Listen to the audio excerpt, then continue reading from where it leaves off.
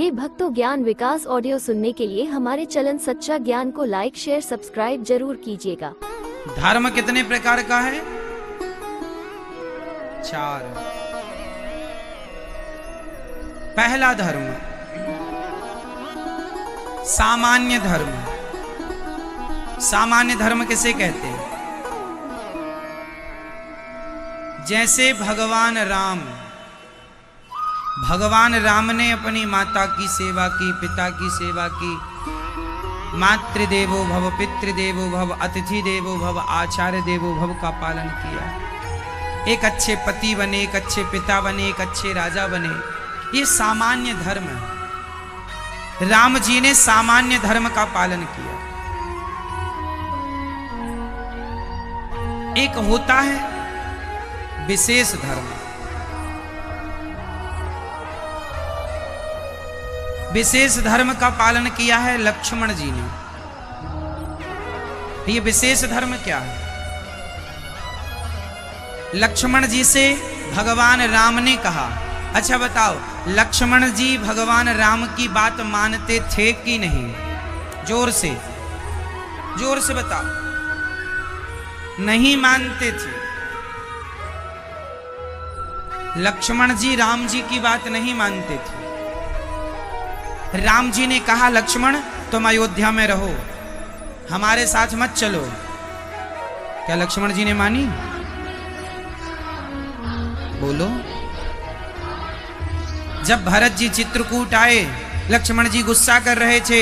आ गया कैकेयी का बेटा, मार डालूंगा उसे मैं, आपको मारने आ रहा है सेना लेकर। गुस्सा किया। राम जी ने शांत किया, लक्ष्मण ऐसा ना बोलो, भरत ऐसा नहीं है। क्या राम जी की बात लक्ष्मण जी ने मानी? नहीं मानी। भगवान भी कहें, ध्यान से सुनना इस बात को, भगवान आकर कहें कि अनिरुद्धाचार्य तुम मेरा नाम लेना छोड़ दो, तुम मेरा गुणगान करना छोड़ दो, तो प्रभु हम आपकी हर बात मानेंगे, पर आपको छोड़ दो, ये बात आप ही कहेंगे तो आपकी ये बात हम नहीं मानेंगे। लक्ष्मण जी ने कहा कि मैं आपके साथ वनवास चलूंगा। राम जी ने कहा, नहीं पिताजी बूढ़े हैं, माँ को संभालना, पिताजी को संभालना। लक्ष्मण जी बोले, ना हम नहीं संभालेंगे, हम माँ बाप को संभालने नहीं आए, हम आपके संग चलेंगे। जो भगवान का साथ ना छोड़े वह श्रेष्ठ भक्त होता है, जैसे लक्ष्मण जी। जो भगवान भी कहें कि तुम हमारे साथ ना रहो, नहीं हम आपकी ये बात नहीं मानेंगे, बाकी सारी बात मानेंगे। लक्ष्मण जी ने कुछ बातें नहीं मानी राम जी। तो जो भगवान को ना छोड़े, लक्ष्मण जी ने क्या क्या छोड़ा? लक्ष्मण जी ने क्या क्या छोड़ा बता? क्या वनवास लक्ष्मण जी का हुआ था? उत्तर दो मेरी मां। क्या वनवास लक्ष्मण जी का हुआ था? नहीं, वनवास तो भगवान राम का हुआ था। वनवास तो लक्ष्मण जी का हुआ ही नहीं था। तो लक्ष्मण जी को 14 साल कष्ट उठाने की क्या जरूरत थी? अपने घर में आलीशान महलों में रहते। किसने कहा था कि पत्नी छोड़ दो? 14 साल के लिए अपनी पत्नी कौन छोड़ता है भैया? आजकल अपने भाई के लिए कौन अपनी पत्नी छोड़ता है? कौन सब कुछ सुख छोड़ता है अपने भाई के लिए? क्योंकि श्री लक्ष्मण जी ने अपनी माता, तात तुम्हार मातु वैदेही, लक्ष्मण जी ने अपनी माता, अपने पिता, अपनी पत्नी, अपना सुख सब कुछ छोड़ दिया। बताओ किसके लिए? जोर से और जोर से, भगवान के लिए। जो भक्त अपना सब कुछ अपने भगवान के लिए छोड़ दे, उस भक्त से श्रेष्ठ भला कौन हो सकता? इसलिए राम जी ने सामान्य धर्म का पालन किया और लक्ष्मण जी ने विशेष धर्म का पालन किया।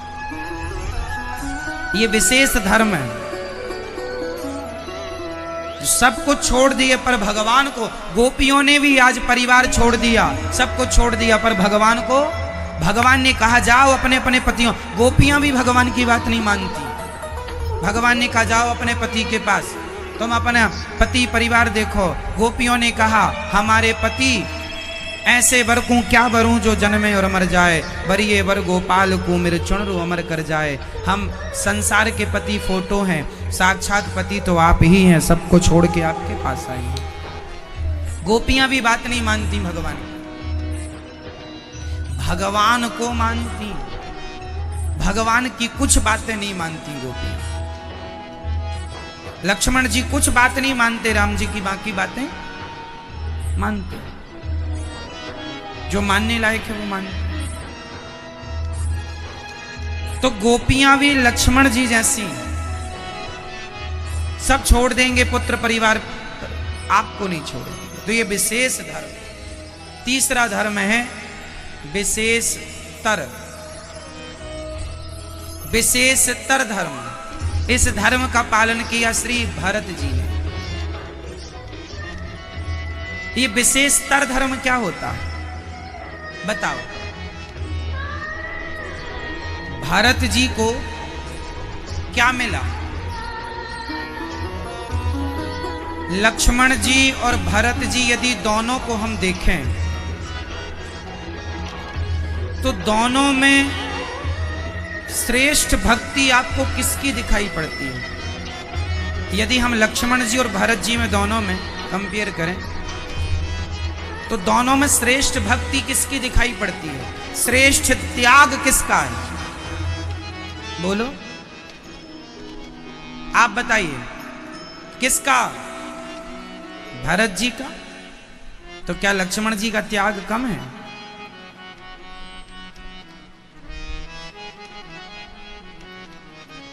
लक्ष्मण जी का त्याग भी श्रेष्ठ है, पर लक्ष्मण जी से भी अधिक त्याग श्री भरत जी का। इसलिए लक्ष्मण जी से भी ऊंचे स्थान में श्री भरत जी हैं। क्यों? जबकि त्याग तो लक्ष्मण जी का दिखता है, पर लक्ष्मण जी का त्याग उनसे भी ज्यादा त्याग भरत जी का। कैसे?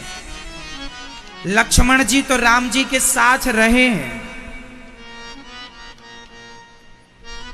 पर भरत जी तो राम जी के साथ भी नहीं थे। पहला तो वो साथ में नहीं थे, नंदीग्राम में थे राम जी के वियोग में। दूसरा, भरत जी 14 साल तक इस गिलानी से जलते रहे कि मेरे कारण मेरे राम को वनवास हुआ, मेरे कारण मेरे माँ ने मुझे ही तो राजा बनाने की बात कही थी, मेरे कारण मेरे राम को वनवास हुआ। ऐसे भरत जी जिन्होंने अपने भगवान के लिए, वो राम जी जमीन में सोते थे तो भरत जी ने गड्ढा खोद लिया। नंदीग्राम में आज भी वो जगह है जहां भरत जी सोते थे, जमीन के नीचे सोते थे। सोते क्या थे? केवल राम राम कहकर रोते थे। जब राम जी चित्रकूट, भरत जी चित्रकूट पहुंचे राम जी से मिलने, और वहां जब राम जी को देखा तो भरत जी खड़े खड़े गिर गए थे, ऐसे राम जी के चरणों में, ऐसे खड़े खड़े जैसे लाठी। पाही नाच कहीं पाही गुसाई, भूतल भूतल पर्यों लकुट की नाई। जैसे लाठी डंडा खड़ा खड़ा सीधा गिरता है, ऐसे राम जी खड़े खड़े सीधे भगवान के चरणों में भरत जी गिर गए। धन्य है भरत जी, जिनका त्याग, जिन्होंने अपनी माँ का त्याग कर दिया। माँ, आपके मुंह में कीड़े क्यों ना पड़ गए जब आपने मेरे राम को वनवास भेज दिया। जो बेटा अपनी माँ, उस माँ का त्याग देखो। बच्चों को वो माँ बड़ी प्यारी लगती है जिस माँ के पास बहुत पैसा होता है।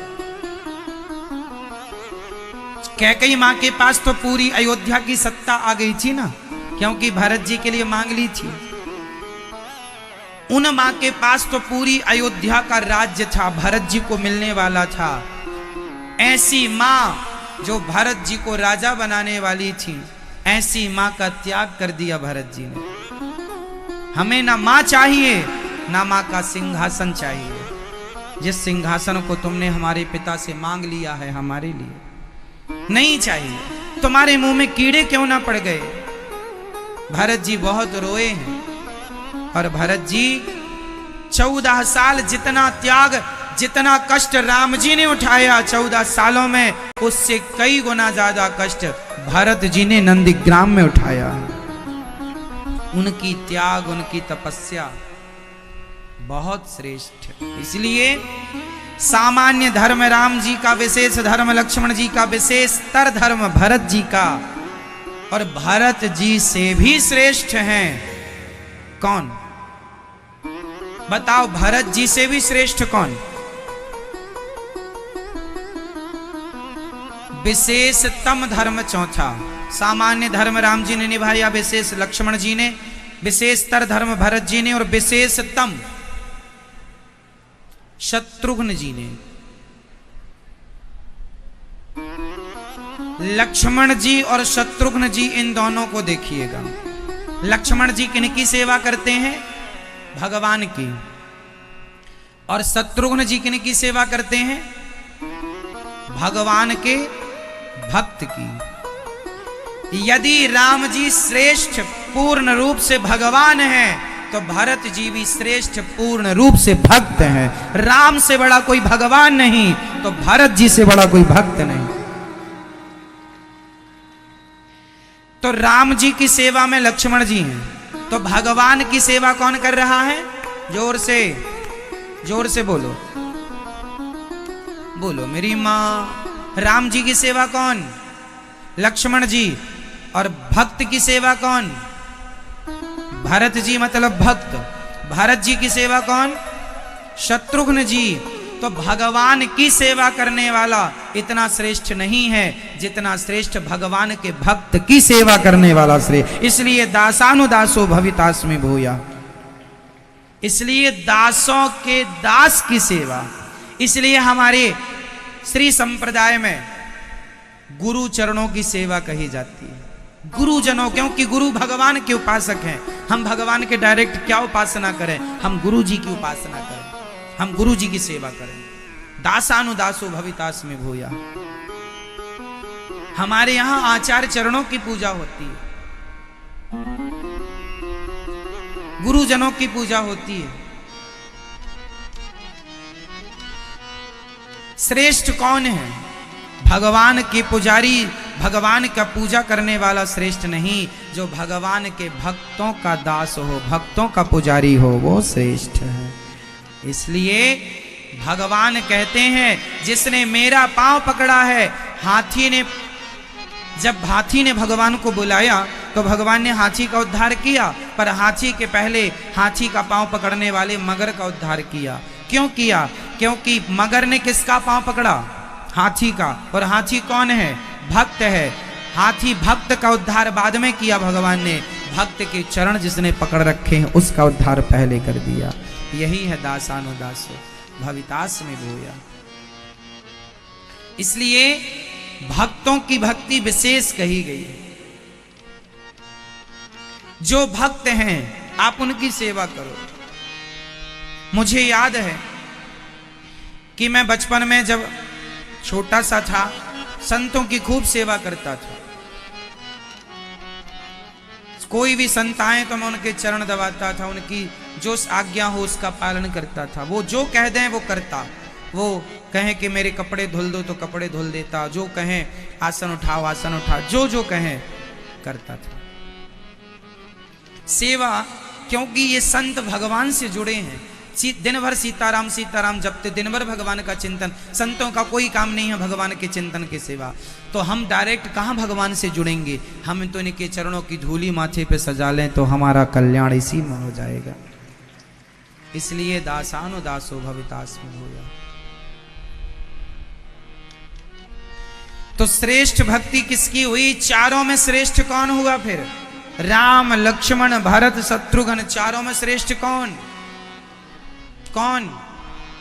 श्री शत्रुघ्न जी महाराज। शत्रुघ्न जी पूरी रामायण में बोले कम हैं, कम बोलते हैं, वो केवल सेवा करते हैं। और सेवा भी किसकी? भरत जैसे भक्तों की सेवा।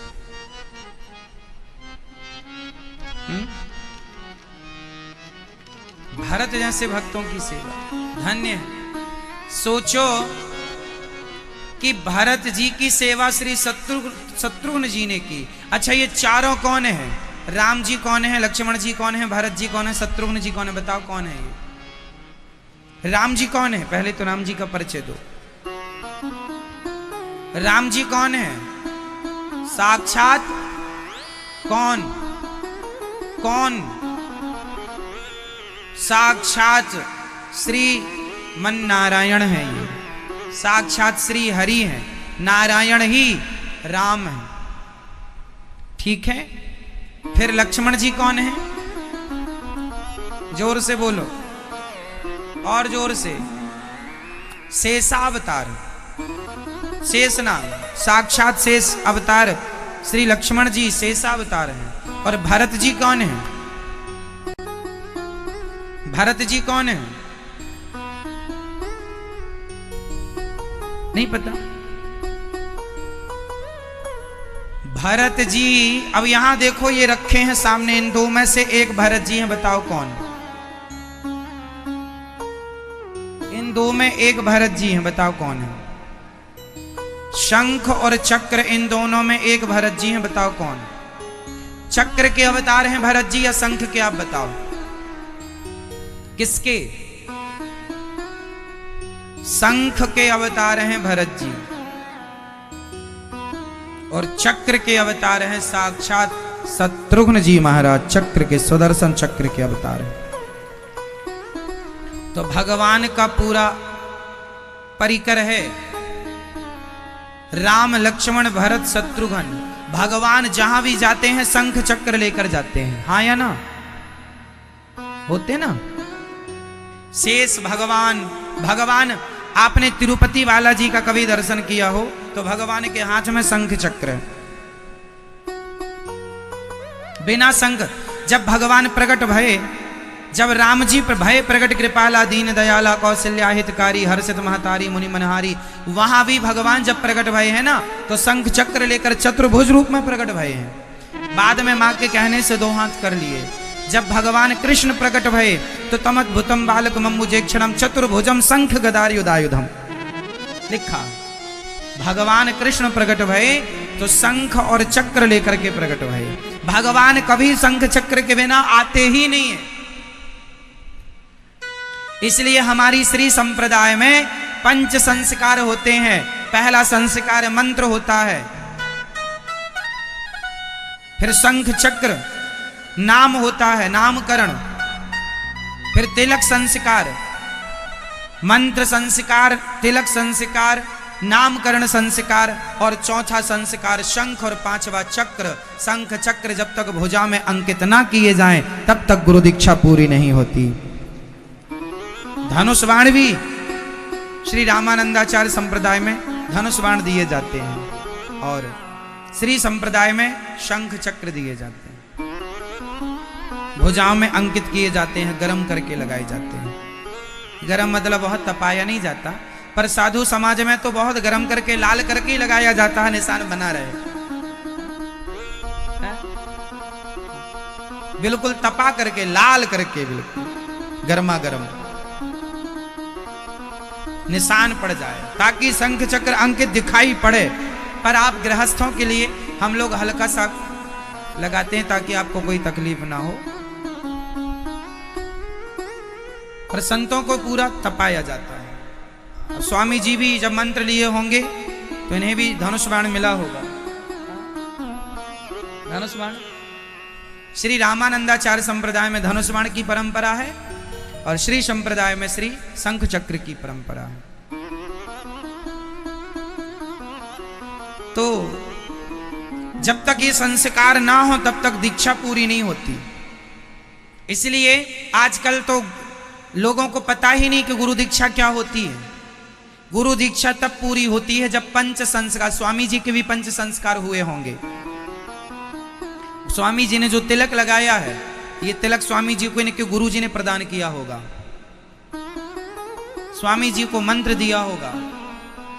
मंत्र तिलक इनका जो नाम है वह नाम भी इनके गुरु जी ने इनको दिया होगा। इनके अपने नाम तो पुराना डिलीट हो गया। जैसे शादी के बाद लड़की का नाम गोत्र बदल जाता है, ऐसे संत समाज में दीक्षा के बाद बच्चे का नाम गोत्र सब बदल जाता है। अब तू गुरु का चेला है इस नाम से जाना जाएगा, है ना। ये दास अनिरुद्ध, हमारा नाम भी पहले कुछ और था। जब हमारा पंच संस्कार हुआ तब हमारे गुरुजी ने हमें नाम अनिरुद्धाचार्य दिया। हमारे गुरुजी ने हमें, जो कि गुरुजी अभी हमारे गुरुजी का आशीर्वाद हमें मिलता रहता है, अभी हैं हमारे गुरुजी और आशीर्वाद बनाए रखते हैं दास पर।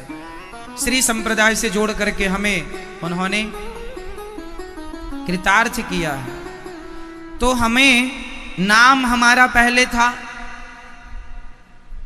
दूसरा, नाम था पहले अनिल कुमार तिवारी। क्या नाम था? अनिल कुमार तिवारी। फिर गुरुजी ने अनिरुद्धाचार्य किया। आप हमारे गुरुजी हैं, परम विद्वान। गुरुजी ने और गुरुजी के पिताश्री ने भागवत जी पर श्री माधव सेवा टीका लिखी है। परम विद्वान। गुरुजनों का आशीर्वाद जब मिल जाए, गुरुजनों की चरण धूलि मिल जाए, हम तो मूर्ख अज्ञानी व्यक्ति हैं, पर जब गुरु कृपा हो जाती है तब कुछ बोलने की, कुछ कहने की सामर्थ्य प्राप्त हो जाती है। गुरु कृपा से, भगवत कृपा से। गुरु की कृपा हुई तो भगवान की कृपा हुई। हम भगवान को नहीं जानते थे, जब गुरु को जाना तो भगवान को जाना। इसलिए भगवान से भी ऊंचा स्थान गुरु का है, क्योंकि भगवान को भी हमने बाद में जाना ना। पहले हमें गुरु मिले, उन्होंने बताया कि ये राम है, ये कृष्ण है, ये भगवान है, इनकी ये महिमा है, तब हम जाने के कुछ राम होते हैं, कृष्ण होते हैं। गुरु ना मिलते तो हम सारी जिंदगी अज्ञान में गुजार देते। हाँ या ना? इसलिए गुरु महिमा विशेष है, गुरु कृपा विशेष है।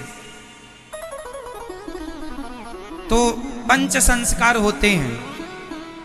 जब ये पंच संस्कार हो जाएं तब आपकी दीक्षा पूरी होती है। फिर गुरुजी अब आपको भगवान के श्री चरणों में समर्पित करते हैं। समर्पित हो जाओ, स्वीकार करेंगे गोविंद अब आपको भगवान श्रीमन्नारायण। हमारी श्री संप्रदाय में श्री रामानुजाचार्य भगवान, जिन्होंने, जो लक्ष्मण जी के अवतार इस धरती पे आए और उन्होंने खूब धर्म का प्रचार किया, जन जन तक भगवान के नाम को पहुंचाया। हमारे श्री रामानुजाचार्य जी स्वामी जी जो हैं 1000 साल पहले आए। कितने साल पहले?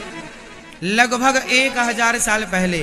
और स्वामी रामानुजाचार्य जी जब जाने लगे, उनका शरीर पूरा हुआ, तो भगवान रंगनाथ जी बोले कि मेरे रामानुजाचार्य को मत ले जाओ। आप आश्चर्य मानेंगे, आज के साइंस के युग में ये बात मैं बोल रहा हूं। बताओ, किसी का मरा हुआ शरीर आप कितने दिन संभाल के रख सकते हैं? दिन, 2 दिन, 4 दिन, 10 दिन, और ज्यादा क्या है।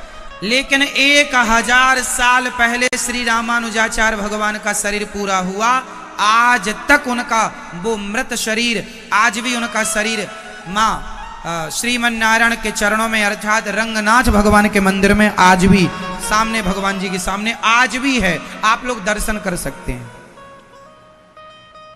1000 साल पुराना उनका शरीर, जस का तस ये शरीर, यही शरीर, मतलब वो सामान्य पुरुष तो है नहीं। ये श्री रामानुजाचार्य स्वामी जी आप टीवी पे देख रहे हैं। श्री संप्रदाय की ये महिमा है कि यहां श्री की कमी नहीं होती, मां लक्ष्मी की कमी नहीं होती। और स्वामी जी जब शरीर पूरा हुआ, जाने लगे, तो रंगनाथ भगवान रो पड़े, मेरे रामानुज को मत ले जाओ। आज भी मंदिर के पास गोदावरी नदी है।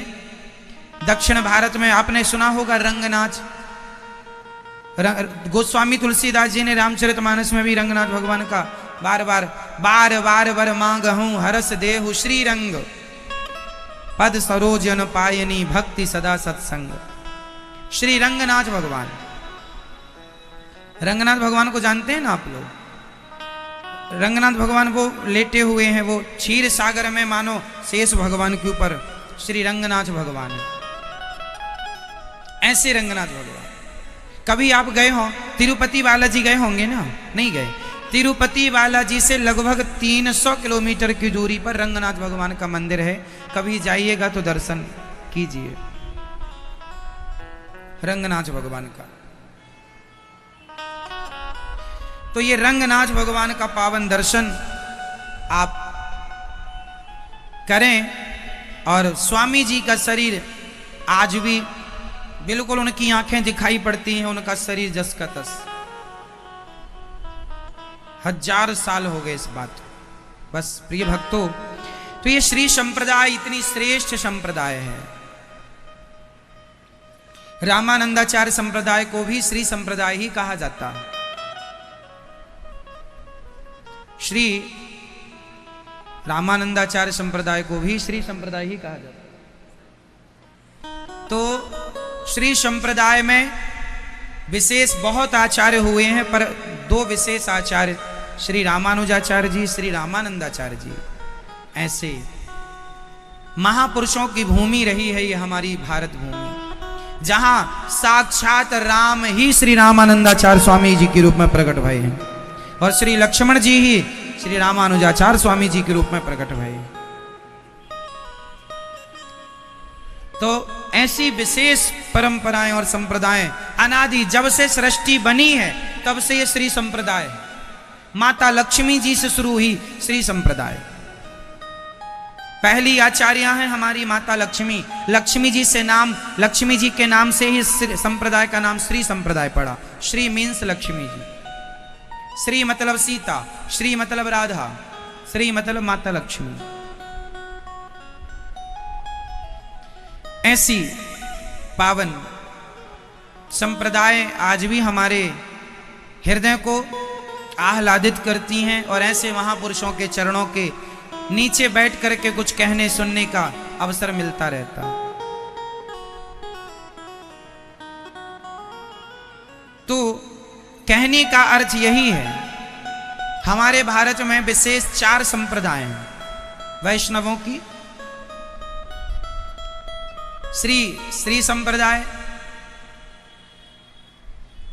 श्री निम्बार्क संप्रदाय, फिर निम्बार्क की अलग अलग, फिर और श्री निम्बार्काचार्य जी स्वामी जी हुए हैं जो सुदर्शन भगवान के अवतार हैं। और श्री संप्रदाय, श्री निम्बार्क संप्रदाय। इसके बाद श्री विष्णु स्वामी जी हुए हैं जिन्होंने खूब धर्म का प्रचार किया है। रामानुजम श्री, फिर मध्वाचार्य संप्रदाय विष्णु स्वामी जी, और रुद्र संप्रदाय जिसे निम्बार्काचार्य संप्रदाय, विष्णु स्वामी जी की संप्रदाय और श्री मध्वाचार्य जी। ऐसे महापुरुष, फिर इनकी अलग अलग फिर और शाखाएं भक्तों ने अपने अपने ढंग से। श्री वल्लभाचार्य जी हुए हैं जिनके बारे में कहा जाता है कि जहां से वो गुजर जाते थे वहां का पूरा, उनके गुजरने मात्र से, उनके शरीर के वाइब्रेशन से पूरा क्षेत्र भक्तिमय हो जाया करता था। उनके शरीर की पॉजिटिविटी इतनी थी, जहां बैठ जाते थे वहां का 2-4-10 किलोमीटर के एरिया में भक्ति ऐसे जैसे कोरोना का एक मरीज जहां बैठ जाए तो 4 को कोरोना में बना दे, ऐसे ही ऐसे महापुरुष थे जहां बैठ जाएं वहां सैकड़ों लोग दर्शन मात्र से भक्त हो जाते थे। कुछ कहना नहीं पड़ता था, सिर्फ दर्शन कर लें तो भक्त हो जाए। ऐसी महापुरुषों की बातें क्या क्या कहें हम आपसे।